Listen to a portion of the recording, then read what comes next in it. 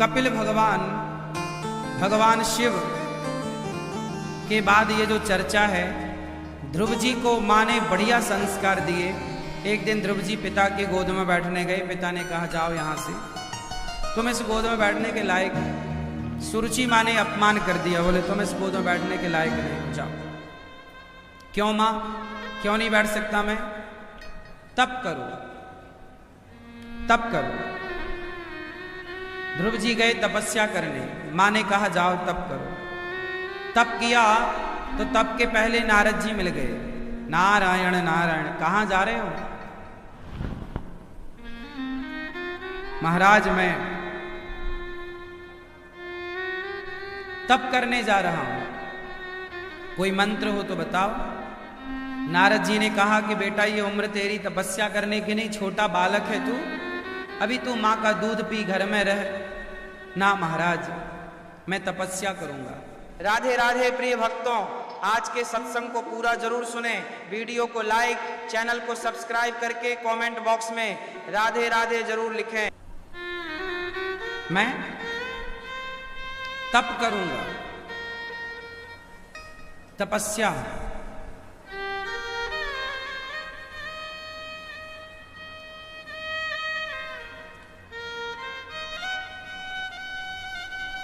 देवर्षि नारद जी ने बहुत समझाया,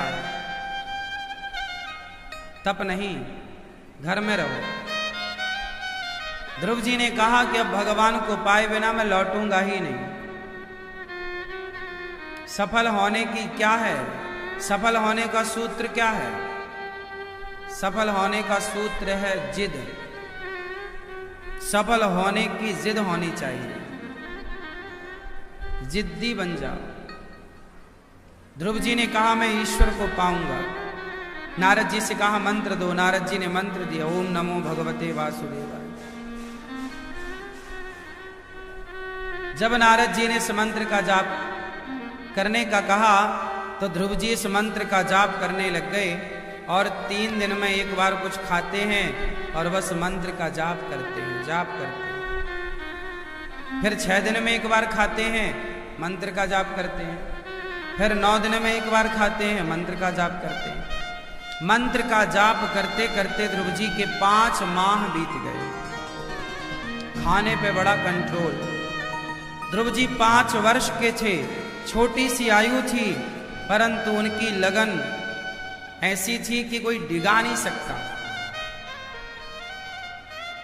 ध्रुव जी ने बस मंत्र का जाप, ओम नमो भगवते वासुदेवाय, ओम नमो भगवते वासुदेवाय।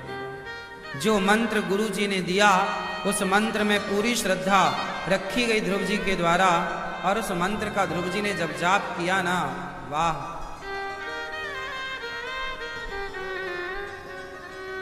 उस मंत्र के प्रभाव से, उस मंत्र के प्रभाव से ध्रुव जी 5 माह की तपस्या में 6ठा माह लगते ही इंद्रासन थर-थर कांपने लगा। इंद्र बोले प्रभु ये इंद्रासन काहे कांप रहा है? भगवान बोले मेरा भक्त तप कर रहा है, तो जाओ दर्शन दो ना। भगवान बोले मैं ध्रुव जैसे भक्तों को दर्शन देता नहीं, बल्कि ध्रुव जैसे भक्तों का मैं स्वयं दर्शन करता हूं। और भगवान स्वयं दर्शन करने ध्रुव जी का आए। ध्रुव जी की आंखें बंद थी, ध्यान में भगवान थे। भगवान ने वो अंदर की छवि खींच ली और ध्रुव जी की आंखें खुली। ध्रुव जी की आंखें खुली, तो जब आंखें खुली तो सामने वही चित्र, भगवान का दर्शन।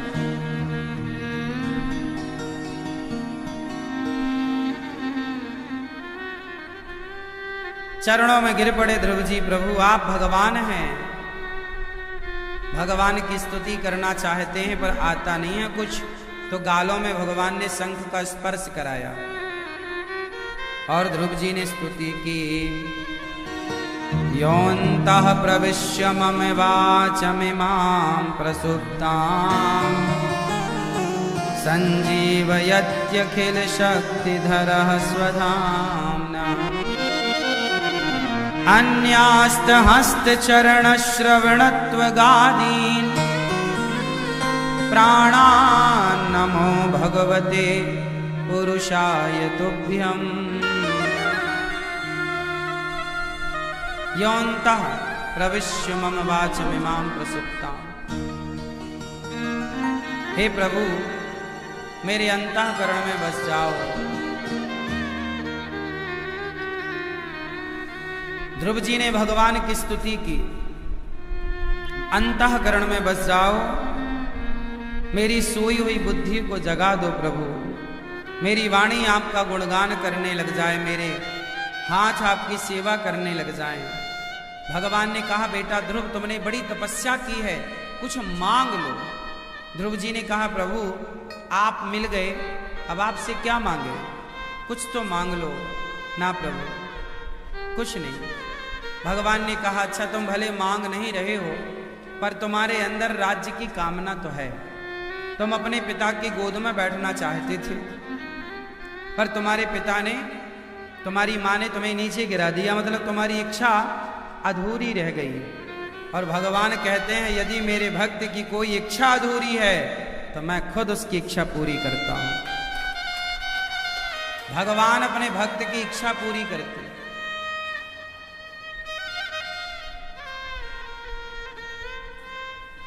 भगवान ने कहा, जाओ, मैं तुम्हारी तपस्या के बल पर तुम्हें 36,000 वर्षों का राज्य देता हूं।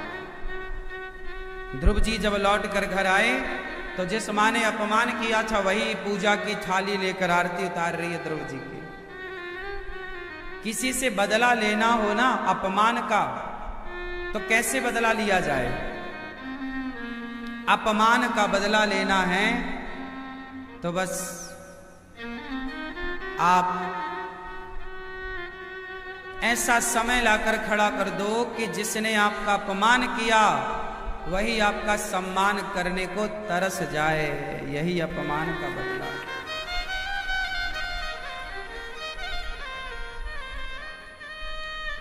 सम्मान ध्रुव जी का कर रही हैं उनकी सौतेली मां। पिता ने राज सिंहासन पर बिठाया, भगवान अंतर्धान हुए दर्शन देकर। ध्रुव जी राजा बने और राज्य का आनंद ले रहे हैं। ये कथा हमें क्या सिखा रही है, क्या मैसेज मिला आपको?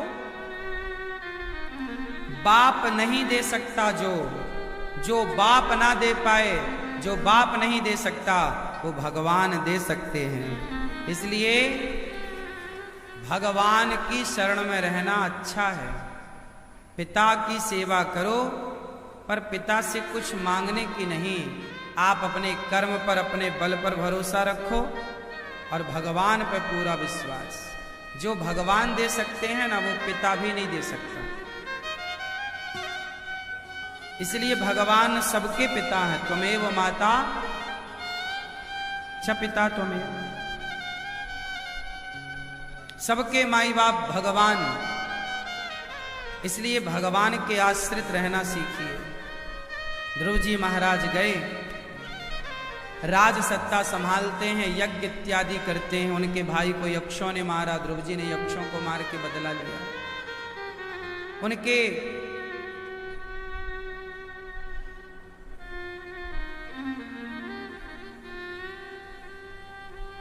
पितामह आए, तुमने बेटा ये गलत किया, तुमने यक्षों को क्यों मारा?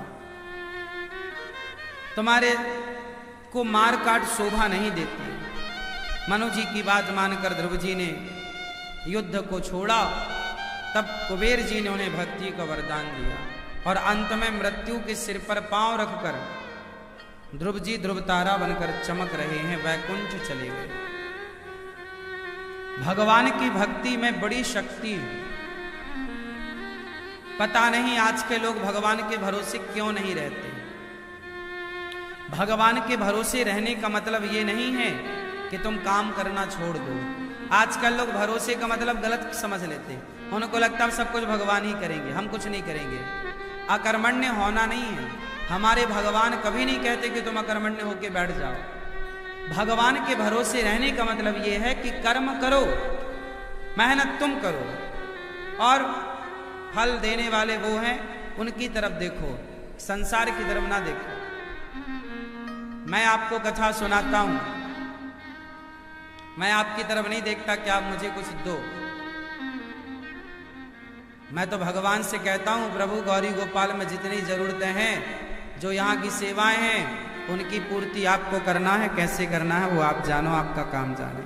हमने तो अपना कर्म कर दिया, कैसे सेवा चलानी है कैसे नहीं चलानी मर्जी आपकी। हम तो कथा सुनाते हैं 3 घंटे, हम आपका अपना काम करते हैं। हमारा काम है कर्म करना। 3 घंटे आपको हम बढ़िया बढ़िया बातें सुना के आपके जीवन में परिवर्तन लाने की पूरी कोशिश करते हैं, भक्ति का दीपक जलाने की पूरी कोशिश करते हैं। हम अपना कर्म ईमानदारी से करते हैं। हमारे कर्म का फल आप क्या दोगे? हमारे कर्मों का फल तो भगवान देंगे ना। वो भगवान ही आप लोगों से दिलवाते हैं। वो आपकी बुद्धि में विराजमान हो जाएंगे, कहेंगे चलो आपको ये सेवा करनी है। इसलिए भरोसे भगवान के रहो। कर्म आप करो, तू कर्म कर, कर्मण्यवाधिकारस्ते मां फलेषु, मैं फल दूंगा, तू कर्म करेगा बस। फल जब हमारे हाथ में है ही नहीं तो हम फल के लिए परेशान क्यों हो? जो हमारे हाथ की चीज है ही नहीं, हम उसके लिए परेशान क्यों हो? ध्रुव जी का उद्धार हुआ। ध्रुव जी के पुत्र हुए हैं कल्प और वत्सर। इन्हीं के वंश में भगवान पृथु भय।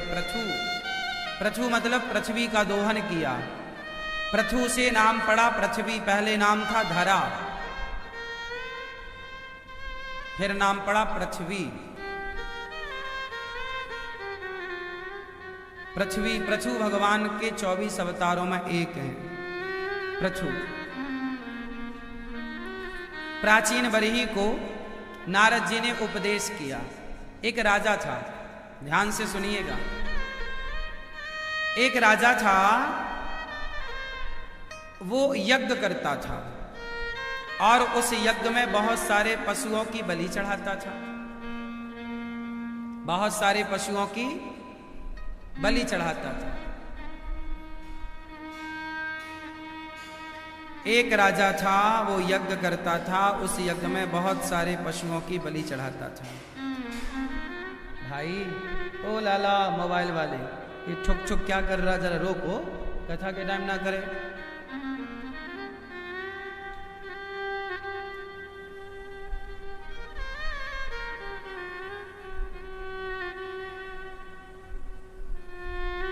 तो एक राजा थे, वो यज्ञ करते थे, पर उस यज्ञ में जानते हो पशुओं की बलि चढ़ाते थे।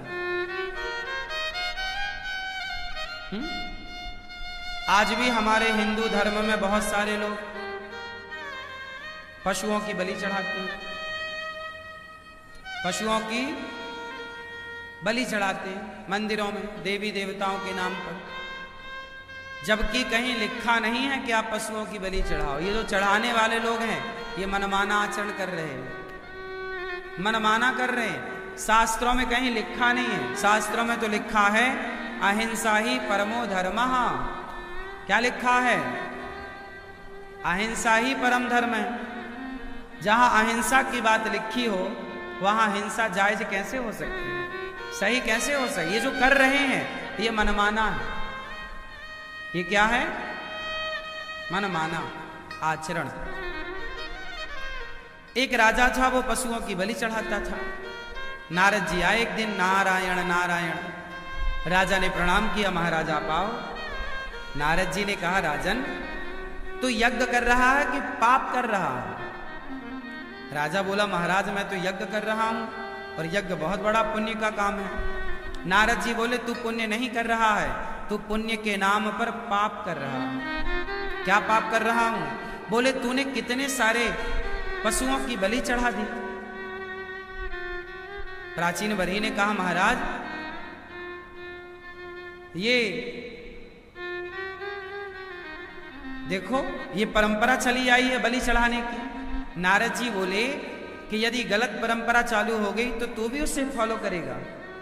भाई जो गलत चीजें हैं उन्हें बंद करो ना, कि गलत को सही मान के चलाते रहोगे।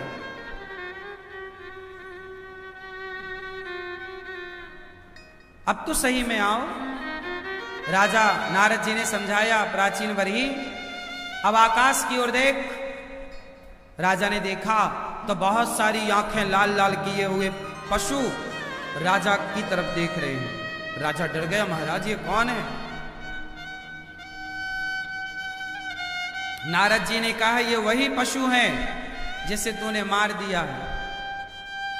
अब ये तुझे इंतजार कर रहे हैं कि कब तू चंगुल में फंसे, और ये तुझे नुकीले सींगों से मार मार कर तूने इन्हें मारा है, ये तुझे मार करके बदला लेने के लिए खड़े हैं। राजा डर गया, महाराज ये तो बड़ा गलत हो गया। तो महाराज ये देवी देवताओं के नाम पर जो बलि चढ़ाई जा रही है, ये परंपरा आई कहां से? तब नारद जी ने समझाया, राजन बात ऐसी है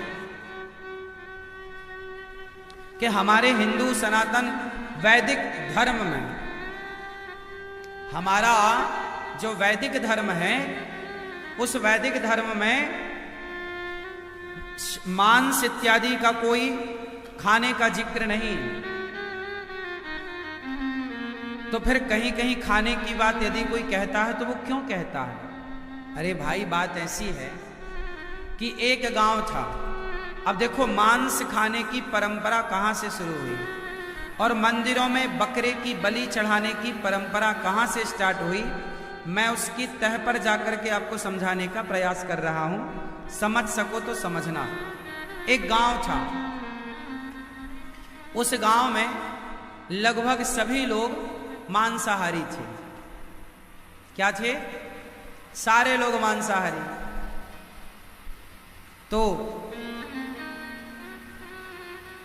तो वहां पर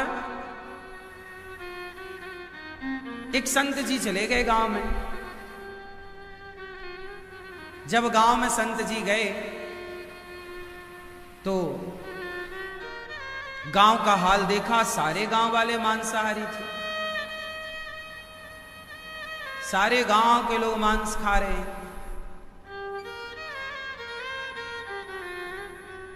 अब संत जी को बड़ा बुरा लगा कि हे भगवान, सारे गांव वाले मांसाहारी हैं।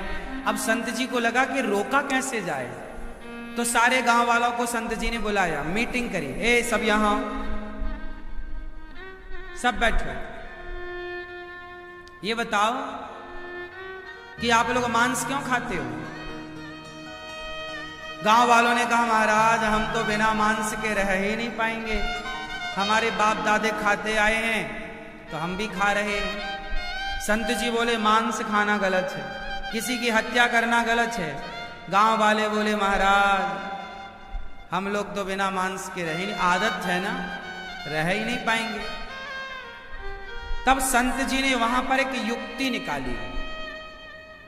संत जी बोले, अच्छा तुम सारे मांस खाते हो और रोज खाते हो? हाँ हाँ रोज खाते हैं। तो सुनो, आज से तुम लोग रोज मांस मत खाना। फिर कब खाएं गुरुजी? तब संत जी ने कहा कि जब कोई किसी की बेटी का ब्याह हो, किसी के घर बच्चा पैदा हो, तो तब तुम पूरे गांव के लोग मिलकर एक बकरे को चढ़ा करके और फिर खा लेना। अब गांव वालों ने कहा, महाराज हम सब एक बकरे को, सारे लोग इतने सारे खाने वाले हैं और एक बकरे को कैसे सम्में? तब उन्होंने कहा संत जी ने कि देखो, जब भी जिसके घर में शादी हो और बच्चा इत्यादि हो तो आप लोग तब खाया करो। अब देखो संत जी ने ये बात क्यों कही? संत जी ने कहा, देखा कि वो तो रोज खाते हैं, वो तो रोज बकरे की हत्या करते हैं, और हर घर में यदि एक बकरा कटता है और गांव में 100 घर हैं तो 100 बकरा रोज कटते हैं। हाँ या ना? तो संत जी ने कहा कि तुम रोज ना खाओ, जब तुम्हारी बेटी का, बेटे का ब्याह हो, बच्चा हो। अब बेटी का ब्याह रोज तो होता नहीं है, बच्चा घर में रोज तो पैदा होता नहीं है, तो संत जी ने कहा कि तब तुम खाओ। तो संत जी ने ये बात क्यों कही? ताकि रोज रोज खाने की तुम्हारी आदत छूट जाए, और जो एक आदत बनेगी उस एक आदत से क्या होगा कि यदि आप साल भर में 365 बकरे मारते हैं, एक दिन में एक, तो साल भर में यदि 365 बकरे मारते हैं, 365 हत्याओं का पाप माथे पे रखते हो, तो फिर बेटी के ब्याह तो रोज होगा नहीं, एक बार होगा तो एक हत्या लगेगी, एक बार, दो बार, चार बार बच्चे पैदा होंगे 4, 6, 10 साल में, तो 2, 4, मतलब जो 365 बकरे हर साल कटते थे अब वो कटने बंद हो गए। अब संत जी का ये कहना इसलिए था क्योंकि संत जी ने तो कहा छोड़ दो, पर वो छोड़ नहीं रहे थे, तो उन्हें निवृत्ति के लिए कि धीरे धीरे वो एक पे आएंगे और धीरे धीरे एक से भी बाहर निकल जाएंगे, इसलिए कहा गया कि आप तब बकरे को खा सकते हैं।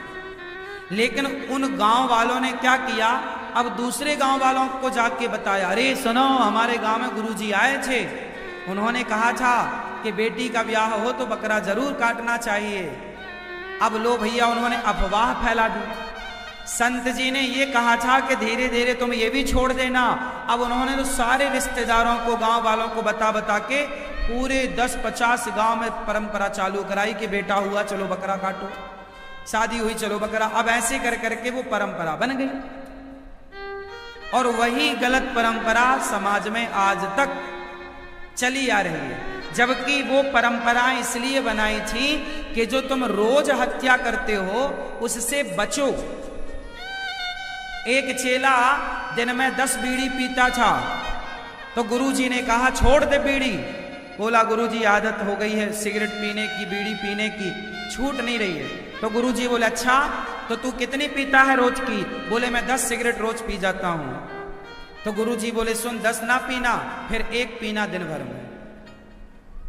तो एक पीना क्यों? इसलिए कि 9 से बचेगा। वो जब 9 छूटेगी तो धीरे से एक भी छूट जाएगी। तो गुरुजी का उद्देश्य था कि वह एक भी छूट जाए। लेकिन अब वो लड़का क्या बोला, सुनो, गुरुजी ने बोला है कि रोज एक सिगरेट पीना चाहिए। अब उसने सारे बच्चों को कहा कि गुरुजी ने कहा कि एक तो पियो कम से कम, लो भैया। अब उसने सबको पिलाना शुरू कर दिया। तो कुछ बातें थी सही समझाने के लिए, कुछ बातें थी सही आपको पाप से बचाने के लिए, पर आपने उन बातों का अर्थ कर लिया गलत। तो आप निकल तो नहीं पाए पाप से और पापों में उलझते चले गए। फिर आपने अपनी बलि पे देवी देवताओं को सम्मिलित कर लिया कि घर पे काटेंगे, इससे अच्छा मंदिर में काटें। तो वो मंदिरों में जाके काटने लग गए, तो देवी देवताओं के नाम पर काटने लग गए, तो बदनाम होने लग गए देवता और देवियां।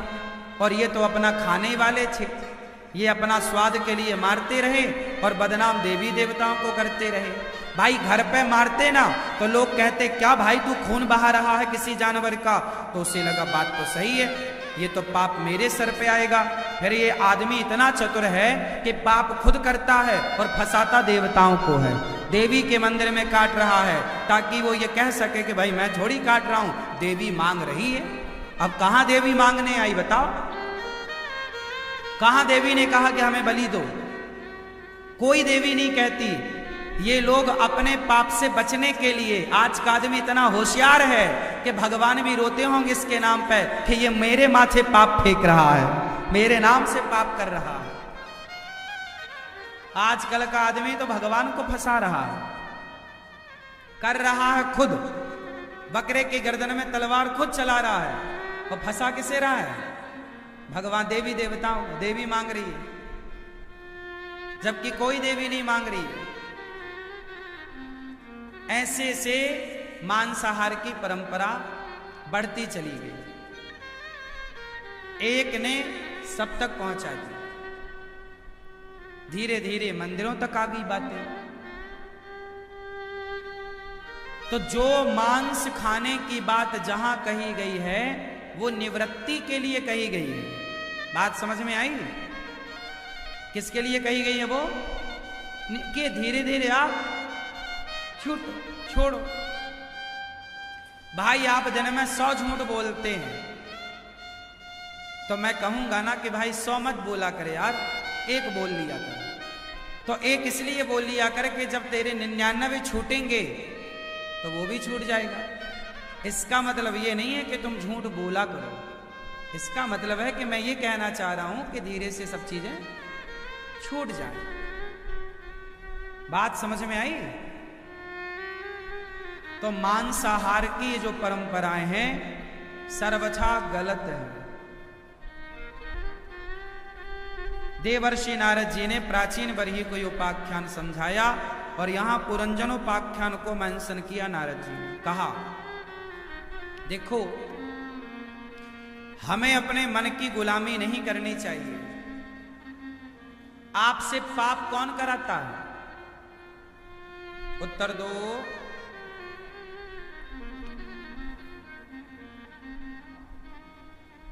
मैया किधर चली मेरी मां, इधर चली? चलो बताओ, पाप कौन कराता है? उत्तर दो। मन। ये जो आपका मन है ना, ये आपका बहुत बड़ा दुश्मन है। ये आपको मजा दिलाने के चक्कर में मजा कम दिलाता, सजा ज्यादा दिला देता है। नहीं, ये मन आपको सुख दिलाने के चक्कर में सुख कम दिलाता है, दुख ज्यादा दिला देता है। सारी दुनिया अपने मन के पीछे भाग रही है, मन के पीछे दौड़ रही है। मन है कि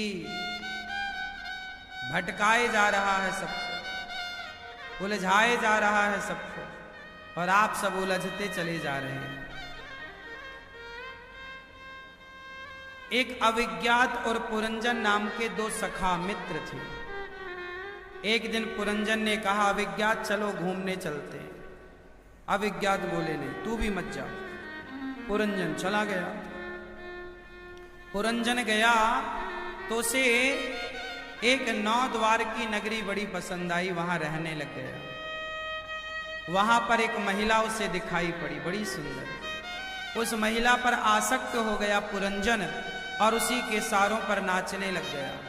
इतना मग्न हो गया उस स्त्री पर कि जब वो स्त्री की मृत्यु हुई तो पुरंजन भी उसकी याद में मर गया। पुरंजन उस स्त्री को याद करता करता मर गया कि मेरी पुरंजनी का क्या होगा। और जब पुरंजनी मतलब स्त्री का स्मरण करते पुरंजन मरा, तो अगले जन्म में पुरंजन स्वयं स्त्री बन करके आया। फिर उसकी पत्नी मर गई, उसका पति मर गया, तो वो सती होने चला। तब भगवान अविज्ञात ने कहा, भाई तू मेरा मित्र था, मेरे संग रहने वाला, कहां भटक गया? अब ये कथा कैसी है? इतनी सी कथा है पर हम सबके जीवन की कथा है। सुनो, पुरंजन कौन है? मैया, ओ मेरी प्यारी मां, सुन लो मेरी मां, चुपचाप सुनो मेरी मां, ध्यान से शांत रहो। एक पुरंजन है और एक अविज्ञात है। अविज्ञात मतलब जिसका ज्ञात ना हो, वो अविज्ञात ईश्वर, आप और भगवान। एक समय ऐसा था कि आप और भगवान दोनों एक साथ रहा करते थे, एक ही डाल में, एक ही जगह पर। एक दिन आपको खुजली उत्पन्न हुई, आपने भगवान से कहा मैं जरा घूम के आऊं। भगवान बोले मत जा, उलझ जाएगा। नहीं नहीं, मैं अभी आऊंगा। फिर आप वहां से उड़े, मतलब आप वहां से चले, और चले तो 9 द्वार की नगरी में आ गए। 9 द्वार का शरीर, आपका शरीर वही नगरी है। नवद्वारे पुरे देही, आपके शरीर में 9 दरवाजे हैं। हाँ या ना? आपके शरीर में कितने दरवाजे? कौन कौन से?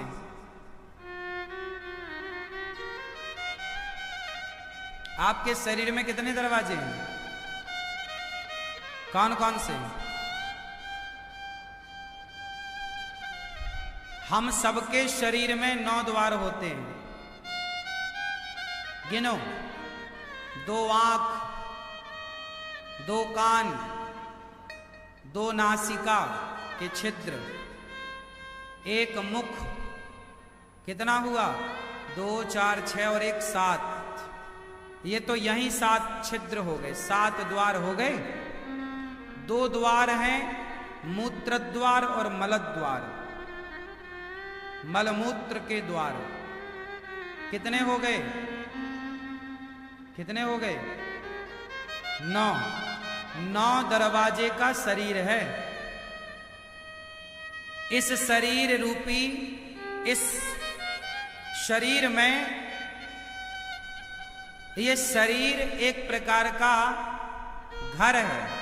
इस घर में 9 दरवाजे हैं। आपका शरीर एक घर है और इस घर में दरवाजे कितने हैं? 9। इसलिए प्राण किसी भी दरवाजे से निकल सकते हैं। तो आपका शरीर जो है ये घर है और इसमें 9 दरवाजे हैं। और इस घर में रहता कौन है? इस घर में आत्मा नाम का एक पुरंजन रहता है। आप कौन हैं? पुरंजन, जीव। शरीर हो गया घर और आप हो गए आत्मा। आत्मा मतलब आप आपके शरीर से अलग है। आप और आपका शरीर ये दोनों एक हैं कि 2 हैं? उत्तर दो आप कौन हैं? आपसे सवाल, आप कौन हैं? नहीं पता? लो, ये खुद कौन है खुद का नहीं पता, लेकिन इन्हें पूरे पड़ोसियों का पता है। आदमी सबकी जानकारी रखता है पर खुद की कोई जानकारी नहीं है। तभी तो परेशान है आज का आदमी। आप कौन हो?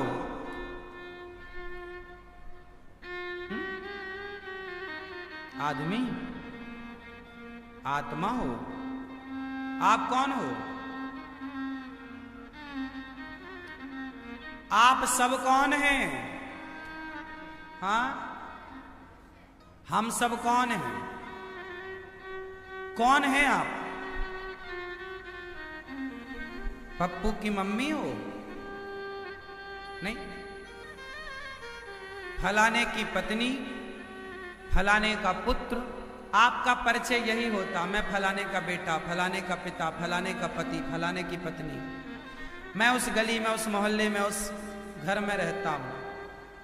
आपका ये एड्रेस नहीं है। आपका खुद का जो पर्सनल एड्रेस है ना, वो आपको पता ही नहीं है कि आप कौन हैं, कहां से हैं।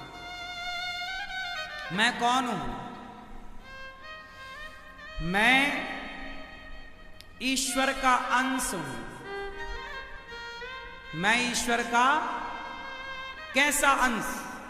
जैसे गंगा से एक बोतल पानी आपने भर लिया, गंगा का जल बोतल में आपने भरा और घर ले आए, तो वो जो बोतल में गंगा जल भरा है वो गंगा है कि गंगा का अंश है?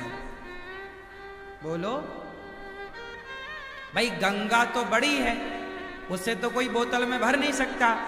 वो जो पानी आपने बोतल में भरा गंगा जी का, वह गंगा का अंशी है। गंगा बोतल में भरा है अंश। उसी तरह भगवान है गंगा की तरह, और हम ये शरीर एक बोतल है और इस बोतल में परमात्मा रूपी जल समाया हुआ है, जिसे हम अंश कहेंगे ईश्वर का। तुलसीदास जी भी कहते हैं ईश्वर अंश, जीव अविनाशी, चेतन अमल सहज सुख राशि। ठीक है। ईश्वर अंश, जीव अविनाशी, चेतन अमल सहज सुख। हम सब ईश्वर के अंश हैं। तो हम कौन हैं? हम अनिरुद्धाचार्य नहीं हैं। ये तो इस शरीर का नाम अनिरुद्धाचार्य पड़ा, शरीर को कहते हैं। आज मैं शरीर का थोड़ा सा हुलिया बदल लूं तो फिर मुझे उस हुलिया बदल जाने से लोग अनिरुद्धाचार्य नहीं कहेंगे, कंफ्यूज हो जाएंगे। आप कौन हैं? आप जरा अपनी शक्ल बदल के घर जाना, तुम्हारी पत्नी ना पहचान पाएगी तुम्हें। मतलब जो तुम्हारा नाम है ना, वो केवल एक हुलिये का नाम है, तुम्हारा नाम नहीं है। अनिरुद्धाचार्य नाम केवल इस हुलिये का नाम है। यदि मैं इस हुलिये को बदल लूं तो अनिरुद्धाचार्य कहीं नजर ही नहीं आएगा फिर आपको।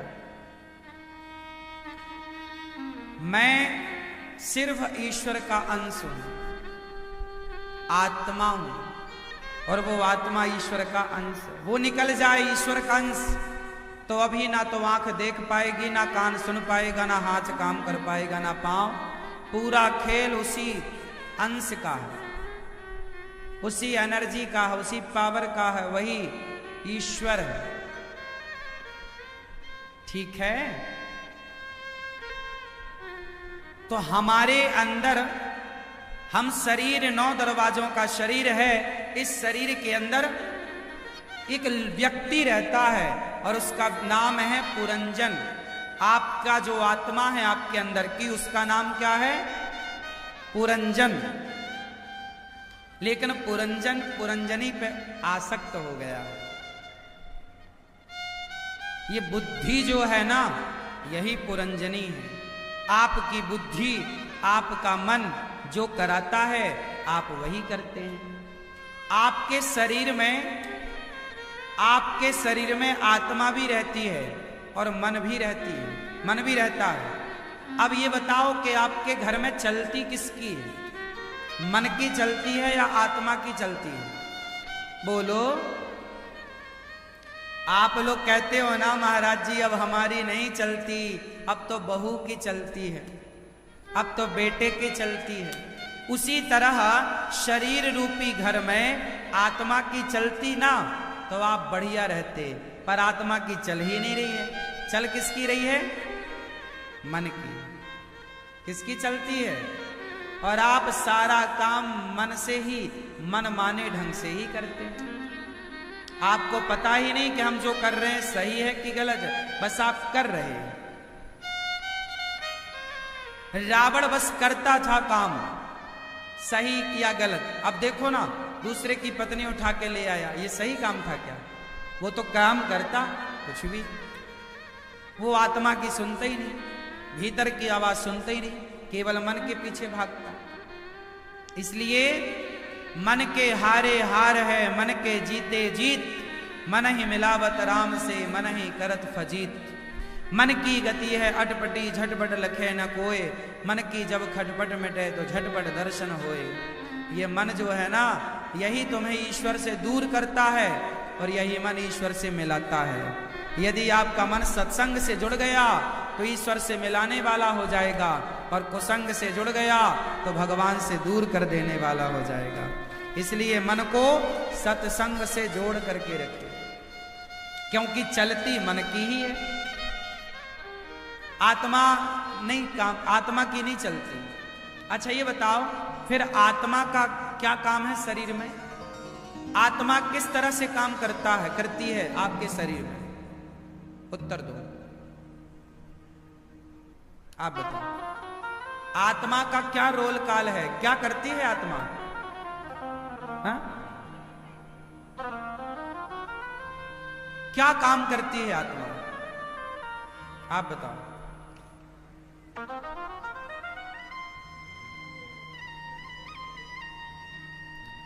अच्छे बुरे में भेद आत्मा का काम नहीं है। अच्छे बुरे का भेद आत्मा नहीं कराती। अच्छे बुरे का भेद आपका, आत्मा का ये डिपार्ट है ही नहीं। वो अलग विषय है। अभी बताऊंगा कि अच्छे बुरे का भेद कौन कराता है। बता दूं, पूरा हिसाब समझा दूं शरीर का विज्ञान समझो। आज मैं आपको आपसे आपका परिचय कराऊंगा। आज आप अपने को जानोगे, और पड़ोसियों को बहुत जान गए ना, आज अपने को जानो।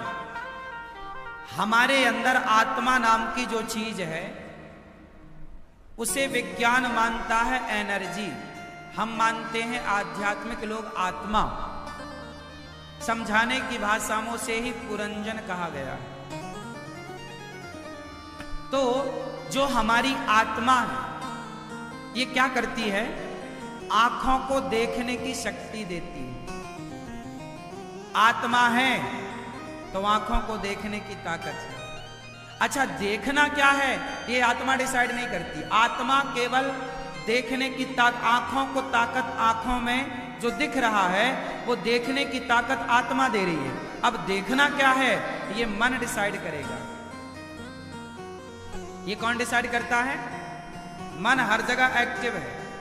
अब मन ही तो है, आपका मन कह रहा चलो देख लें, कथा सुन लें, है ना। आपका मन हुआ कि चलो वृंदावन आए, तो मन ही तो साथ है। तो आत्मा का काम है आंखों को देखने की ताकत देना, कानों को सुनने की शक्ति देना, पांव को चलने की शक्ति देना, हाथ को उठने की शक्ति देना, दिल को धड़कने की शक्ति देना। सबको एनर्जी से भर रही है आत्मा।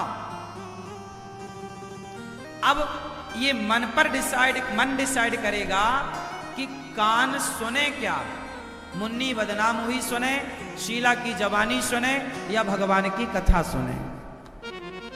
ये मन डिसाइड करेगा।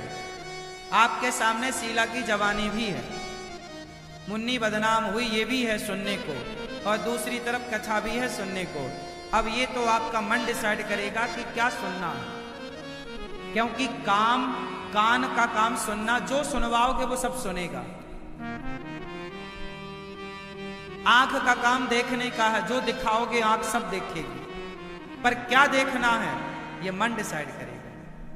क्या नहीं देखना ये मन डिसाइड, ये आपका सत्संग डिसाइड करता है। बिनु सत्संग विवेक ना होई। यदि मन आपका सत्संग में डूबा है तो मन सही डिसीजन लेगा। मन सत्संग में नहीं डूबा तो गलत डिसीजन लेगा। इसलिए मन को शुद्ध करने के लिए, क्योंकि पूरा खेल मन का है, पूरा शरीर आपका मन पर डिपेंड है, मन पर निर्भर है। आपने भगवान श्री कृष्ण की एक तस्वीर देखी होगी, जहां अर्जुन को भगवान गीता सुनाते हैं और रथ पर भगवान खड़े हैं और अर्जुन को उपदेश कर रहे हैं। आपने वो चित्र, गीता प्रेस की पुस्तकों में वो चित्र बना होता है, आपने देखा होगा। गीता प्रेस गोरखपुर की जो पुस्तकें हैं वो चित्र जरूर होता है। उस चित्र को आप ध्यान से देखेंगे तो वो चित्र ही हमारे जीवन की संरचना। श्री कृष्ण जिस रथ पर खड़े हैं उस रथ पर घोड़े कितने हैं? बोलो बोलो बोलो। 10। श्री कृष्ण जिस रथ को चला रहे हैं वो घोड़े कितने हैं? 10। और घोड़ों की लगाम किसके हाथ में है? श्री कृष्ण के हाथ में। और अर्जुन खड़ा। अब आओ समझते हैं, वो जो 10 घोड़े हैं वो हमारी 10 इंद्रियां हैं।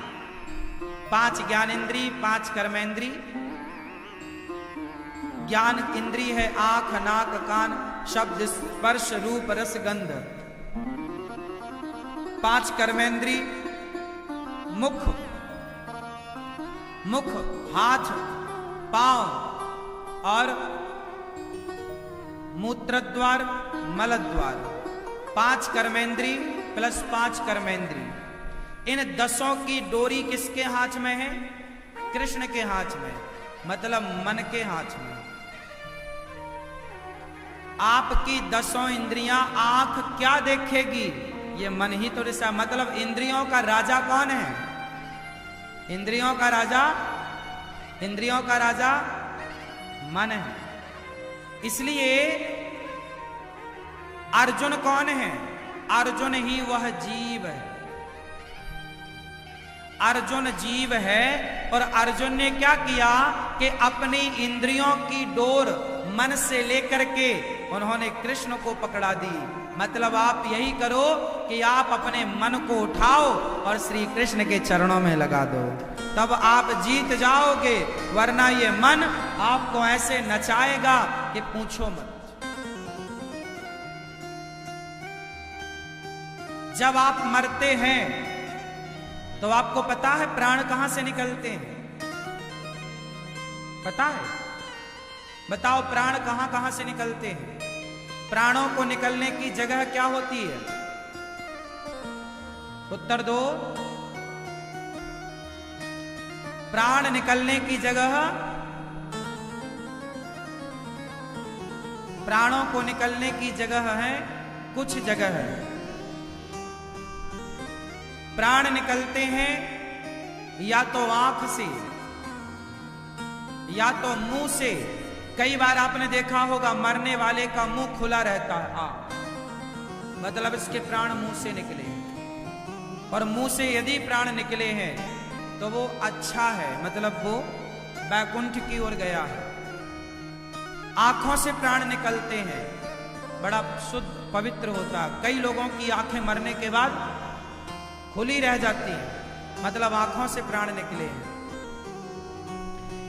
करोड़ों में किसी एक का प्राण ब्रह्म रंध्र यहां से निकलते हैं, ये फट जाता है यहां से, पर ऐसा बहुत कम, ना के बराबर केस ऐसे। ये कोई संत साधना के बल पर यह संभव है। सामान्य व्यक्ति के प्राण यहां से नहीं निकलते। कभी करोड़ों में अरबों में कोई एक, कोई संत, कोई त्यागी यहां से प्राण त्यागता है। उच्च कोटि का मरना है ये। और कई लोगों के प्राण निकलते हैं मूत्र द्वार से। कई लोग मरते समय ना पेशाब कर लेते हैं, मतलब इसके प्राण नीचे से निकले।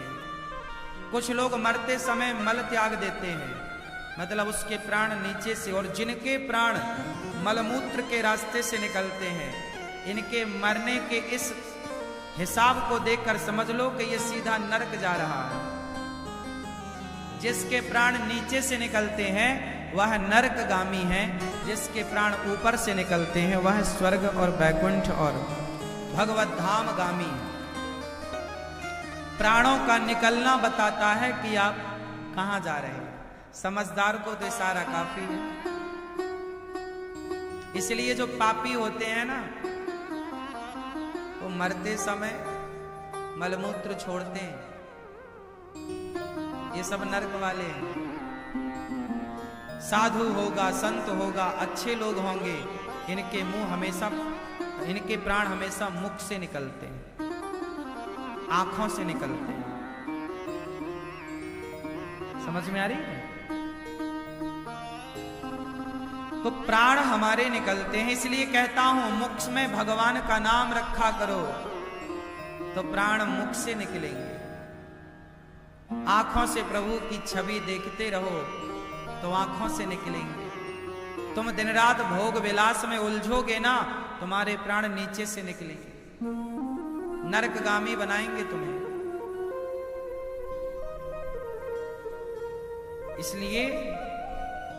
इसलिए हमारे संत लोग मरना भी सिखाते हैं कि कैसे मरना है। कुत्ते की मौत मरना यही तो है। मलमूत्र की जगह से प्राण निकल गए, मतलब कुत्ते की मौत मर गया। इसलिए कहते हैं अच्छे से मरो। जीते जी मरने के लिए साधना स्टार्ट। मरने की भी एक साधना है। संत जन, अच्छे कर्म करने वाला अच्छे से प्राण त्यागता है। श्री जब हम मरते हैं तो क्या होता है, हमें यमदूत लेने आते हैं। जिनके प्राण नीचे से निकलते हैं उन्हें तो लेने यमदूत आते हैं। और जिनके प्राण ऊपर से निकलते हैं उन्हें लेने भगवान के पार्षद आते हैं। कौन आता है? और दोनों लोग ले जाके हमें यमराज जी के सामने खड़ा करते हैं। यमराज जी आपको वहां बिठाते, आइए स्वागत है आपका। यमराज जी वहां पर आपका पूरा हिसाब किताब करते हैं।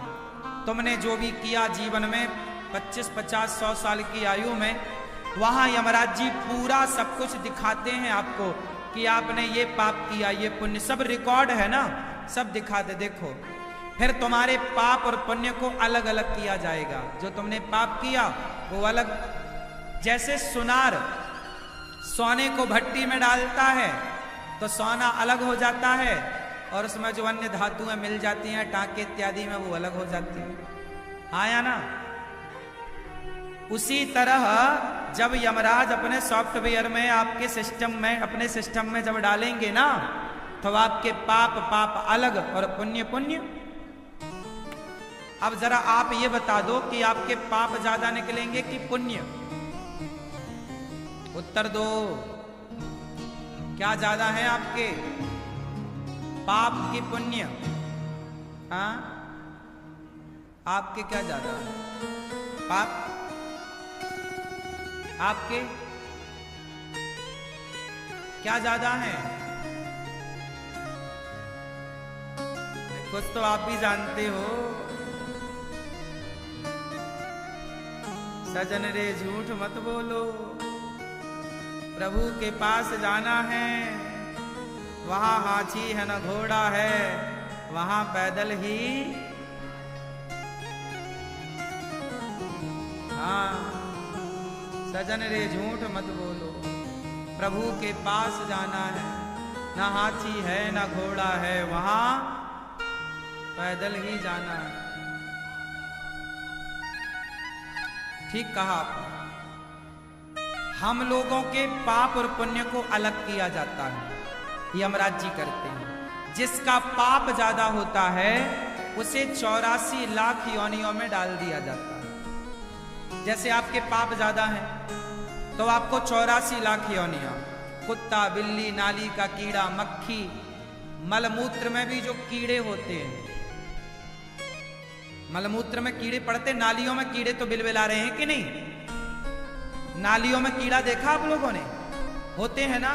ये कीड़े कौन है? ये सारे कभी मनुष्य थे, पाप कर्म किया है तो यह योनियां इन्हें दंड के रूप में भोगनी पड़ रही है। मलमूत्र के कीड़े बनना पड़ता है। 84 लाख योनियां भटकोगे तब फिर यमराज के पास वापस जाओगे। यमराज जी बोलेंगे तुमने पाप भोग लिया, हजारों साल लगेंगे तुम्हारे पाप भोगने में। हाँ भाई, तुम्हें कुत्ता बनाएंगे, गधा बनाएंगे तो कुत्ते की आयु 20 साल होती है, लगभग 25 साल। गधा बनाएंगे तो गधे की आयु भी लगभग 30, 35, 40 साल होती है।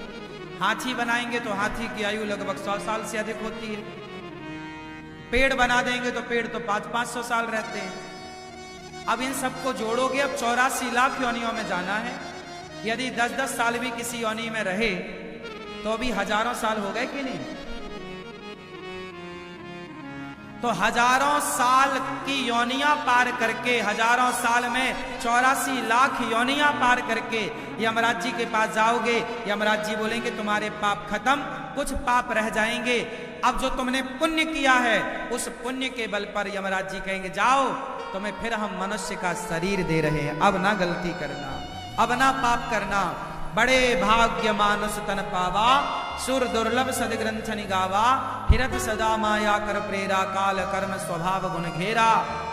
दुर्लभो मानुषो देहो देहि नाम क्षण भंगुरा, तत्रापि दुर्लभम मन्ये वैकुंठ प्रिय दर्शनम। ये मानव का शरीर ऐसे ही नहीं मिला मेरी माँ, बड़े पुण्य से मिला, बड़े पुण्य से मिला है। इसलिए इस शरीर से पाप ना करो, पाप में मत लगाओ अपने मन को। लाखों योनियां पार करी हैं आप लोगों ने, तब एक बार कृपा करके प्रभु ने मानव चोला दिया है। और इस मानव शरीर में आकर भी आप बड़े भाग्यशाली हैं